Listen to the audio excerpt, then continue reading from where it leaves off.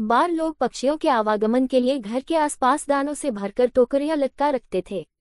राजा के कोषाध्यक्ष के रसोइयों ने भी ऐसा कर रखा था।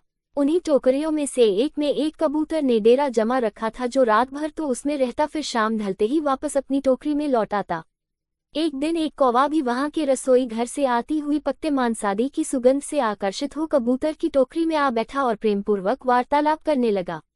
कौवे की चिकनी चुपड़ी बातों में आकर कबूतर ने उसे आतिथ्य प्रदान किया, किंतु ये चेतावनी भी दी कि रसोई घर से उन्हें कुछ भी नहीं चुराना चाहिए। रसोइयों ने जब दोनों पक्षियों को साथ साथ देखा तो उन्होंने तत्काल कौवे के लिए भी एक टोकरी कबूतर की टोकरी के पास लटका दी, ये सोचते हुए कि ऐसा करने से दोनों मित्रों को बातचीत करते रहने के और भी अच्छे अवसर मिलेंगे।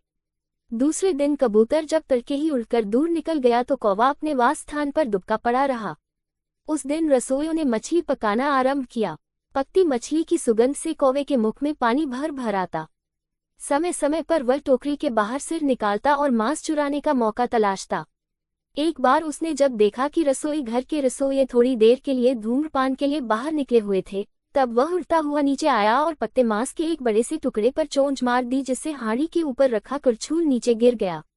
गिरे करछूल की आवाज सुन एक रसोइया दौड़ता हुआ नीचे आया और कौवे की चोरी पकड़ ली।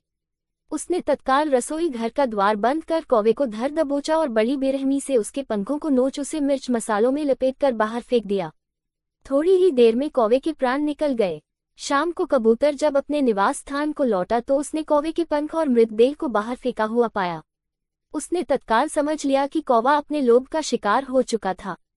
कबूतर एक समझदार और दूरदर्शी पक्षी था। वह तत्काल उस स्थान को छोड़ दूसरे स्थान को प्रस्थान कर गया, क्योंकि हर कोई अपने साथियों की मूर्खता के दंड का भागी हो सकता है।